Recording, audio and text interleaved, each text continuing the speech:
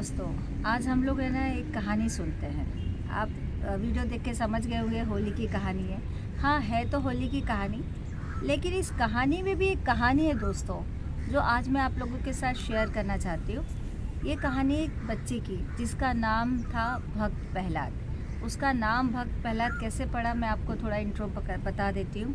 वो बच्चा था राजा हिरण्यकशिप, राक्षसों का जो राजा था, जो एक राक्षस योनि में पैदा हुआ था वो बच्चा। उसका जो बेसिक बैकग्राउंड था वो राक्षसों का बैकग्राउंड था। उसके जो पापा थे राजा हिरण्यकश्यप, वो अपने आप को भगवान मानते थे और वो किसी को भी पूजा नहीं करने देते थे भगवानों की। और जब उनके यहाँ पे पुत्र का जन्म हुआ तो उनका जो पुत्र था प्रहलाद, उसका विश्वास था भगवान के ऊपर। अब वो भगवान के ऊपर उसके विश्वास की शुरुआत कैसे हुई, ये कहानी के अंदर मैं आपको ये कहानी सुनाना चाहती हूँ। एक बार की बात है, प्रहलाद अपने नगर में घूम रहा था। जो राजा था, राजा हिरण्यकश्यप, जो राक्षस योनि के जो लोग होते हैं, उनमें भी एक होता है कि क्या कहते हैं, वहाँ का राजा होता है और वो अपनी प्रजा को चलाता है। तो वो राक्षस जो था वो राजा था, और राजा हमेशा अपने लोगों को बोलता था, अपनी प्रजा को बोलता था कि भाई भगवानों की पूजा मत करो। किसी भी देवता की वो पूजा करने के लिए अपनी प्रजा को मना करता था, और ऐसे कई सालों तक वो अपने आप को भगवान मानता चला गया और अपनी ही पूजा वो अपनी प्रजा से करवाता था। फिर जब उसके यहाँ पे पुत्र का जन्म हुआ, उसका पुत्र जब बड़ा हुआ तो उसके पुत्र ने भगवान विष्णु की पूजा शुरू की करना। और ये शुरुआत कैसे हुई, इस कहानी के अंदर मैं आपको ये बताना चाहूँगी कि एक बार की बात थी। प्रहलाद अपने नगर में घूम रहा था और एक कुमार मतलब वो लोग होते हैं जो मटका बनाते हैं। तो एक मटका बनाने वाली जो एक बूढ़ी औरत थी, वो रो रही थी। तो प्रहलाद ने पूछा, आप क्यों रो रहे हो? तो वो बूढ़ी औरत ने बोला, कल मैंने मटका बनाया, उस मटके के अंदर बिल्ली ने जन्म दिया है अपने बच्चों को, और अनजाने में ही वो जो मटका है वो मैंने भट्टी में रख दिया। उसने बहुत सारे मटके बनाए थे, अब लेकिन वो भूल गई थी कि कौन से मटके के अंदर बिल्ली के बच्चों ने जन्म लिया है। और वो इस बात से बहुत परेशान थी कि मैंने अनजाने में ही अपने सारे बनाए हुए मटकों को, एक ऐसा जगह होती है जहाँ पे मटकों को आग के अंदर तपाया जाता है। तो वो जो बूढ़ी औरत थी वो इस बात से परेशान तो हो रही थी, और वो रो रही थी कि मैंने सारे मटके रख दिए, अब मुझे समझ में नहीं आ रहा है कि वो कौन सा मटका है जिसमें बिल्ली ने बच्चों को जन्म दिया है, और मेरी वजह से, मेरी गलती की वजह से बच्चे मर जाएंगे। वो इस बात से परेशान थी। और साथ में वो उस प्रहलाद को ये भी बता रही थी कि अगर मैं भगवान विष्णु का नाम लूँगी और भगवान विष्णु से प्रार्थना करूँगी मैं, तो भगवान बच्चों को बचा लेंगे। तो जो प्रहलाद था वो बोल रहा था उस बूढ़ी औरत से कि भगवान विष्णु कैसे बचा लेंगे? बोले, मैं रात भर अगर भगवान से ऐसा प्रार्थना करती रहूँगी और मेरी प्रार्थना में इतना शक्ति रहेगा, विश्वास रहेगा, तो भगवान ज़रूर बच्चों को बचा लेंगे, बिल्ली के बच्चों को बचा लेंगे। तो ऐसा ही हुआ। सुबह जब उस बूढ़ी औरत ने अपने मटकों को देखा तो उसकी खुशी का ठिकाना नहीं रहा। उन सभी मटकों को आग में तपाया गया था, और उनमें से एक मटके के अंदर बिल्ली के बच्चे जीवित निकले। जी हाँ दोस्तों, तो उस समय जब बिल्ली के बच्चे जीवित निकले तो जो प्रहलाद था उसका इतना मतलब भगवान के ऊपर भरोसा बन गया। उस एक कहानी से, उस एक क्षण से उसका भरोसा भगवान के ऊपर बहुत हो गया, और उसने भी भगवान विष्णु की पूजा करना शुरू किया। दोस्तों देखो, भगवान विष्णु की पूजा उसने जब शुरू की तो शुरुआत में तो कुछ हुआ नहीं, लेकिन धीरे धीरे जब उसके पिता को पता चला कि उनका बेटा खुद भगवान विष्णु की पूजा करता है, तो ये बात राजा हिरण्यकश्यप को बिल्कुल भी पसंद नहीं आई, और धीरे धीरे उन्होंने अपने बच्चे को समझाना शुरू किया कि देखो, इस पूरी दुनिया का भगवान मैं हूँ, सारे लोग मेरी पूजा करते हैं, और तुम मेरे पुत्र हो, और तुम्हें भी मेरी पूजा करनी चाहिए, देवताओं की पूजा नहीं करनी चाहिए।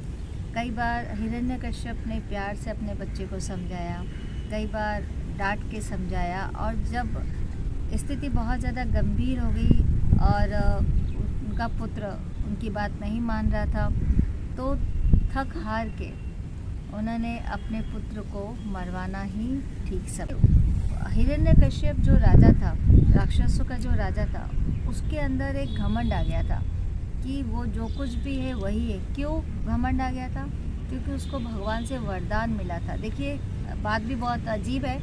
भगवान ने ही उसको वरदान दिया था कि तुम्हें कोई मार नहीं सकता है, ना तुम्हें कोई दिन में मार सकता है, ना तुम्हें कोई रात में मार सकता है, और ना ही तुम्हें कोई हथियार से मार सकता है, और ना ही तुम्हें कोई पुरुष मार सकता है, और ना ही तुम्हें कोई स्त्री मार सकती है। और इसी तरह जब उसको ये यकीन हो गया कि इस पूरी दुनिया में उसका कोई बाल बाका नहीं कर सकता, तो उसने अत्याचार शुरू किए। आप सभी लोग जानते हैं कि हिरण्यकश्यप किस टाइप का राक्षस था, और जब उसका अत्याचार बहुत ज़्यादा बढ़ा तो भगवान ने नरसिंह का अवतार लिया। नरसिंह मतलब विष्णु भगवान का जो अवतार है, उन्होंने वो अवतार लिया। और उस अवतार लेने के बाद में चलिए, मैं आपको यहाँ तक तो मैंने आपको ये चीज़ बता दी, लेकिन इसके पहले एक चीज़ है कि जो भक्त प्रहलाद थे, उनकी भक्ति बढ़ती चली गई भगवान विष्णु के लिए। और जब उनकी भक्ति बढ़ी और उनके पिता ने जब उनके ऊपर अत्याचार किया, उनको मरवाने की कोशिश किया, हर बार क्या कहते भक्त प्रहलाद सिर्फ ऐसे भगवान का हाथ जोड़ के नाम लेते थे, और भगवान का नाम लेते लेते ही जितनी भी परेशानियां उनके ऊपर आती थी, वो सब परेशानियां दूर होती चली जाती थी। क्योंकि उनका जो विश्वास था भगवान के ऊपर, वो इतना ज़बरदस्त था कि उनके पिता ने जितने भी अत्याचार उनके ऊपर किए, कभी हाथियों से कुचलवाने के लिए अपने पुत्र को हाथियों के बीच में छोड़ दिया, कभी खाई से कूदवा दिया, कभी मतलब हर तरह की यातना दिया।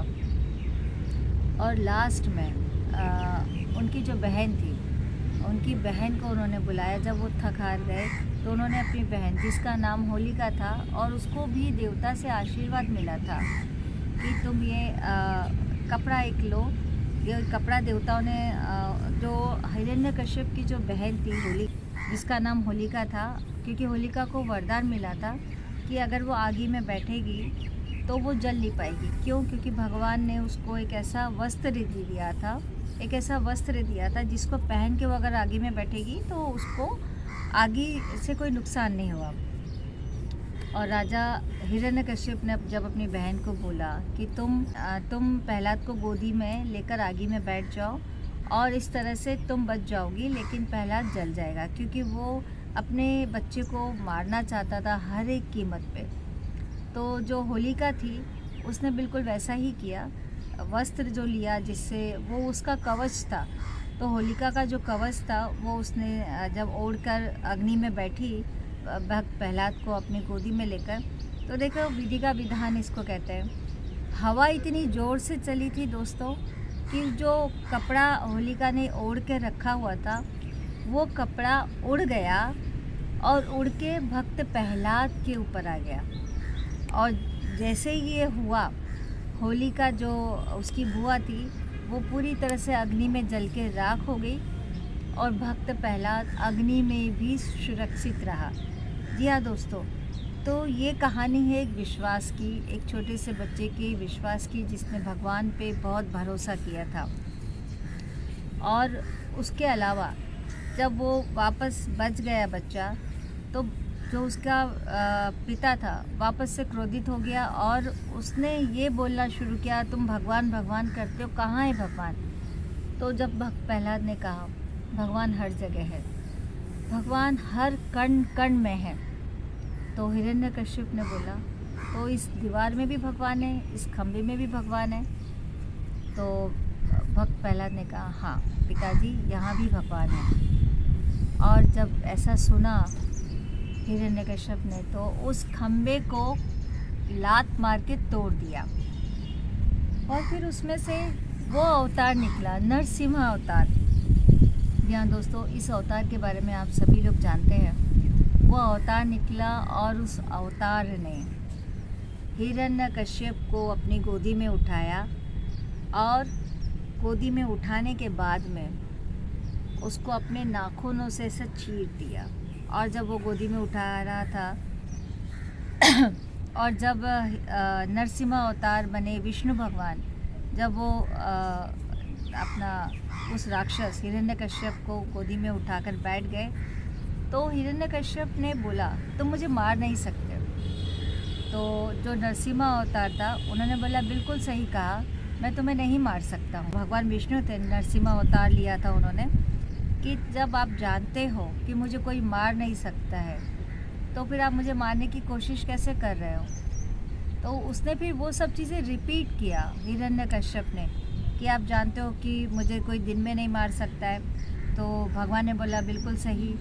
फिर हिरण्यकश्यप ने बोला कोई मुझे रात में नहीं मार सकता है, तो भगवान विष्णु ने बोला बिल्कुल सही। फिर उसने ये भी बोला कोई मुझे घर के अंदर नहीं मार सकता है, कोई मुझे घर के बाहर नहीं मार सकता है, तो भगवान विष्णु ने बोला बिल्कुल सही।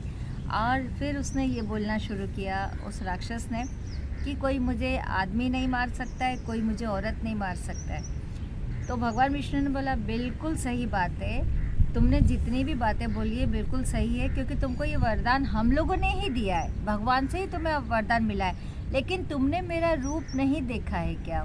ना मैं पूरी तरह से आदमी हूँ, ना मैं पूरी तरह से औरत हूँ, ना मैं नर हूँ ना मादा हूँ मैं, और ना ही मेरे हाथ में कोई हथियार है, और ना ही ये दिन का टाइम है और ना ही ये रात का टाइम है, ना ही मैं घर के अंदर हूँ ना ही मैं घर के बाहर हूँ, क्योंकि मैं दरवाजे की दहलीज पर हूँ।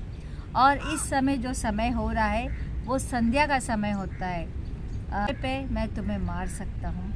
और इतना कहने के बाद में भगवान विष्णु ने ऐसा उसका अपने नाखूनों से वध कर दिया। और उसके बाद में मुक्ति मिली भक्त प्रहलाद को अपने उस पिता से, जो और उसके साथ साथ और भी लोगों को अत्याचार कर रहा था, और भी लोगों के साथ में अत्याचार कर रहा था। तो ये जो कहानी है दोस्तों, ये कहानी एक विश्वास की है। इस कहानी पर नाम लिख दिया है सभी ने, इस कहानी को लोगों ने बोलना शुरू किया है, होली की कहानी। असल में ये एक छोटे से बच्चे के विश्वास की कहानी है, जो हम लोग सेलिब्रेट करते हैं होली के नाम पर। तो मैं आप लोगों से यही कहना चाहूँगी, विश्वास कीजिए, विश्वास है तो सब कुछ है, विश्वास नहीं है